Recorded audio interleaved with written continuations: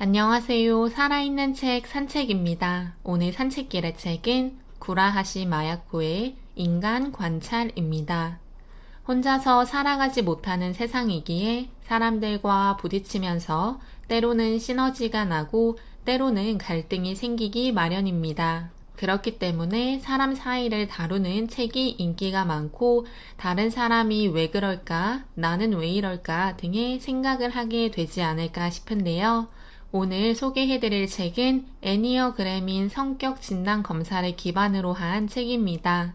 책 제목처럼 사람을 관찰한다는 것에 대해 이야기하며 그 과정에서 우리는 어떻게 관찰을 할 수 있으며 애니어그램 9가지 유형이 어떻게 구분되고 우리가 이해하지 못하는 상황들이 왔을 때 그들은 왜 그런 행동을 하는지를 성격 기반으로 이야기해주고 있습니다.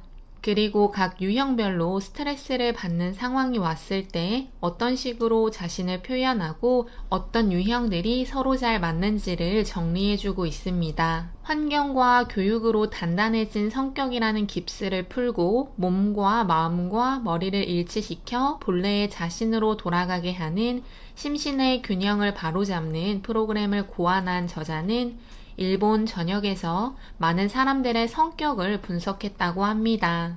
단순한 애니어그램만을 통해 진단을 하는 것이 아니라 과거 관찰 데이터를 바탕으로 각각의 성격 유형을 토론 프로그램을 통해서도 생생하게 재현하고 있다고 하는데요. 프롤로그에서 나오는 것처럼 저자는 사람의 심리나 행동을 꾸준히 관찰해서 빠르면 몇 초 안에 아무리 늦어도 대화를 몇 마디 나누면 상대방을 대강 파악할 수 있다고 합니다. 책 제목이 인간 관찰인 것처럼 저자는 사람을 관찰하는 것에 대한 중요성을 지속적으로 어필합니다. 거리에 있는 사람을 구경하거나 어디 앉아 지나가는 사람을 구경하는 등의 인간 관찰이 아니라 다른 사람에게 흥미로운 점을 찾는 데 그치지 않고 저 사람이 저렇게 행동하는 이유가 뭘까라는 질문을 통해 상대방의 심층적인 심리까지 파악할 수 있을 정도의 관찰을 하는 것이 인간 관찰이라고 합니다. 단순한 관찰이 아니라 심오한 관찰과 타인을 객관적으로 분석하면 많은 사람들이 힘들어하는 인간관계를 쉽게 풀어갈 수 있다고 하고 있습니다. 인간을 관찰하게 되면 5가지 긍정적인 부분이 생기게 된다고 합니다. 상대방의 성격을 깊게 파악할 수 있고 상대방과 나의 다른 점을 이해할 수 있어 짜증이나 부정적인 말을 하지 않을 수 있습니다.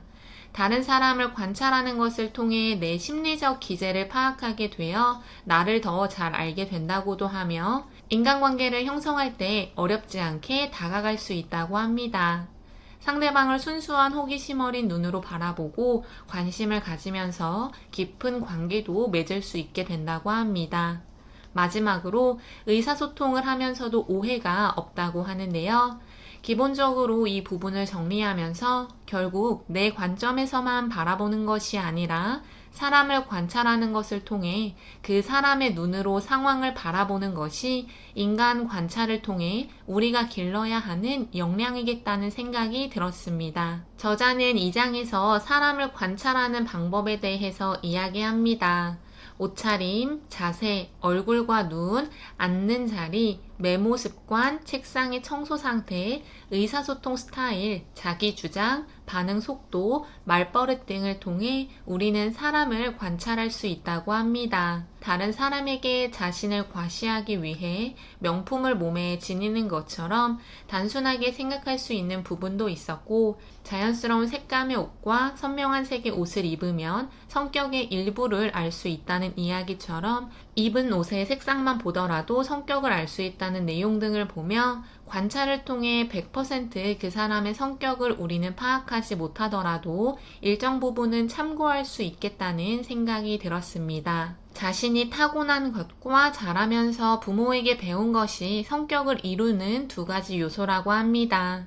무의식 수준에 해당되는 자기가 타고난 것과 환경에 의해 만들어진 후천적인 요소들이 성격을 이야기하는데 그것만 가지고는 우리는 자신의 성격을 명확하게 규정하거나 정확히 알 수 없다고 합니다. 그 이유는 현재 내가 받는 스트레스 때문이라고 하는데요. 스트레스가 커지면 나도 모르게 하게 되는 나의 행동들이 있다고 합니다.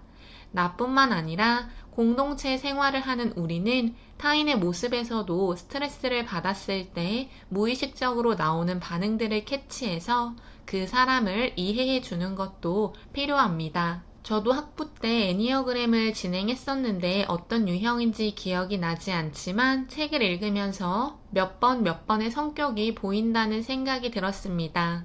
애니어그램은 그리스어로 숫자 9를 뜻하는 애니어와 그림을 뜻하는 그램의 합성어라고 합니다. 스탠퍼드 대학교의 심리학자들을 중심으로 조사와 연구가 추진되어서 과학적으로도 가치가 인정되었다고 하는데요. 더 자세하게 애니어그램을 다루고 싶으면 전문 서적을 보는 것을 추천합니다. 저는 각 유형이 어떤 유형인지와 스트레스를 받았을 때 어떻게 대처하는지 정도만 오늘 말씀드릴 수 있도록 하겠습니다. 1번 유형은 완벽형으로 주어진 일을 잘 해내고 싶어하는 완벽주의자라고 합니다. 올바른 것을 추구한다고 하며 정도를 무조건 지켜야 한다고 하는데요. 그래서 다른 사람이 제대로 된 길을 가지 않는다고 느껴지면 스트레스를 받는다고 합니다.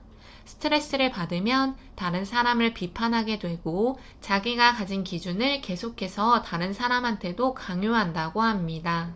두 번째 유형은 조력형으로 유형 이름 그대로 다른 사람들을 도와주는 것을 좋아한다고 합니다. 다른 사람을 어떻게 하면 기쁘게 할 수 있을까? 라는 생각을 자주 하고 서비스 정신이 뛰어나다고 하는데요.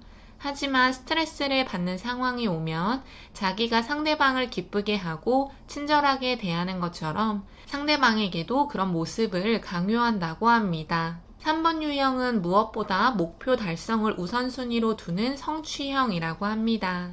목표를 위해서 자신만의 시스템을 구축하고 자기에게 도움이 되는 사람을 사귀려는 경향이 있다고 하는데요. 다른 사람에게 잘 보이거나 매력적인 사람이 되기 위해 끊임없이 노력한다고 합니다.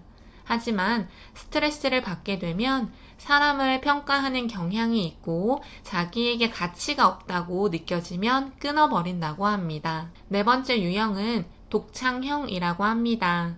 있는 그대로의 자신을 표현하고 싶다는 열정으로 가득하다고 하며 그를 위해서 노력한다고 하는데요. 정이 많다고 하며 섬세하기 때문에 관찰력과 집중력이 뛰어나 창작을 하는 능력도 좋다고 합니다. 스트레스를 받았을 때는 아집을 부리고 과도한 관심을 요구한다고 합니다. 다섯 번째 유형은 탐구형입니다. 사실을 기반으로 생각하는 그들은 정보 수집 능력과 집중력이 뛰어나다고 하는데요. 하지만 다른 사람과의 관계를 생각하지 않기 때문에 연락과 상담에 대한 개념이 없다고 합니다. 다른 사람의 실수에 관대하고 참을성이 강하지만 스트레스를 받으면 땅굴을 파며 자기만의 세계로 도망친다고 합니다. 6번 유형은 안전형으로 부지런하고 위험 회피를 잘하는 사람이라고 하는데요. 가족과 조직을 지키려는 책임감이 강하며 다른 사람을 보조하는 능력도 있다고 합니다. 조직을 위해서 꼭 필요한 유형이지만 스트레스를 받으면 머리로만 생각하고 고민하며 행동은 취하지 않는다고 합니다. 7번 유형은 낙천형으로 인생에서 재미를 추구하는 자유인이라고 합니다. 흥미를 중시해서 다양한 분야에 관심을 가지고 있으며 기획력과 표현력이 뛰어나다고 하는데요. 두뇌의 회전이 빨라서 여러 가지 일을 한꺼번에 처리할 수 있으며 긍정적으로 상황을 받아들이려고 한다고 합니다. 하지만 스트레스를 받으면 가만히 있지 못하고 어쩔 줄 몰라 한다고 합니다. 여덟 번째 유형은 리더형이라고 합니다. 승부에 집착하고 자기 사람과 그렇지 않은 사람으로 사람들을 구분하며 직감적이고 야생적인 행동력을 지녔다고 하는데요. 돈이 권력이라고 생각하며 판 키우기를 좋아한다고 합니다. 스트레스를 받으면 자기 사람이 아니라고 보는 사람을 철저하게 배제하고 주변 사람들을 비판하며 억지를 부리고 오만해진다고 합니다. 마지막 9번 유형은 조화형입니다. 균형과 조화를 맞추려는 노력을 하는 사람으로서 성품이 온화하고 수용적이며 수동적이라고 합니다. 항상 주변 사람들의 의견을 맞추려고 하지만 의외의 부분에서 자신의 고집을 부리기도 한다고 하는데요. 이를 미루는 습관이 있고 결정을 잘하지 못하는 경향이 있다고 합니다.